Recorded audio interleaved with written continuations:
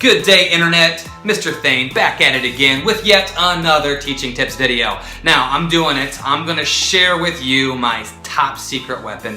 This is the best tip that I can offer. If you're ready to take your teaching game to the next level, you're going to love this tip. It's called narrating. So what on earth is narrating? Well, to put it simply, narrating is basically just telling the story of what's happening around you. You are essentially narrating a story of the positive behaviors that you want to reinforce. So after you give your very specific and clear directions, and I had a video about that, so if you want to watch that video first before you watch this one, I'll go ahead and link it in the description below, and I'll also put an annotation in the video. Now, after you give your great direction, you're going to reinforce those directions by narrating and saying what's happening around you. For example, you're just getting ready to go in the hallway and for the restroom break, and you have given the children a specific directions. You've told them, keep their hands on their hips, their voice is quiet, and eyes forward, something like that. When you get out in the hallway, as soon as you get in the hallway, you start narrating those behaviors. Say something like this. I see that Michael has his eyes forward. He's keeping his eyes forward so he doesn't run into anybody. I see Olivia with a quiet voice. She's not going to interrupt any learning in the classrooms as we pass. I see Stephen with his hands on his hips so that way he doesn't accidentally bump into any of his friends and get into trouble. So you're narrating the things that are going on around you. You can do that in the hallway. You can do that in the classroom. You can have a little fun with it. You can narrate anything. You can narrate students that are working quietly by saying, I see that Michael has his tummy to the table. He's working with a quiet voice.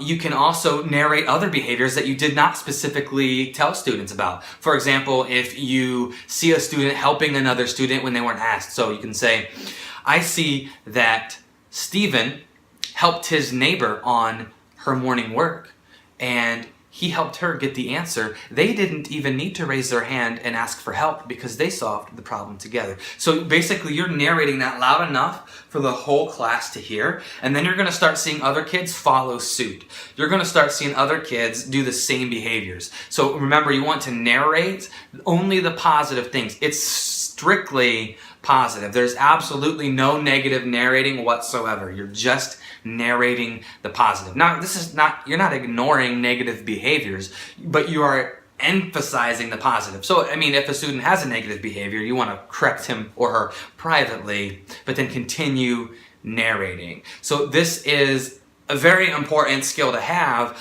because, again, you can sort of reinforce those directions naturally, and it keeps the flow and the energy of the classroom up. You sort of keep the positive momentum going when you are narrating. And a rule of thumb that I use is I try to have at least one narration every minute, if not more. But there should not be a minute that goes by when students are working or walking in the hallway or something like that you're narrating.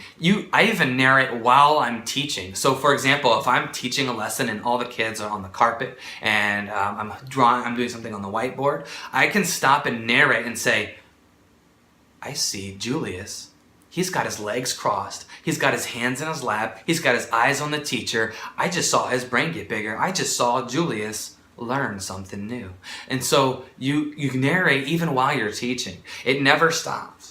Now, you're probably thinking, oh man, that's a lot of work. And it is. And it's really, it takes a while to get used to. It feels kind of awkward at first, but it's really, like I said, it's my secret weapon. And if you want to take it even to the next level, you can start teaching your own students to narrate. So what I do is probably about November or so, I start having transition leaders in the hallway, and I will pick one student to basically do my job and lead the class to and from places in the hall, and I teach that student how to narrate. So then they are saying, I see Olivia with her eyes forward, and so they will actually start to narrate. And you teach everybody how to narrate, and like I said, it is a bit awkward at first, but once you get it down and it becomes natural, I'm telling you, it can save your classroom. It can make your year the best year you've had. If you're a new teacher, this is a strategy that you want to get down right away. It's amazing. I'm telling you, it works. It's great. So it's called narrating. You want to narrate only the positive behaviors. Again, it's not negative whatsoever.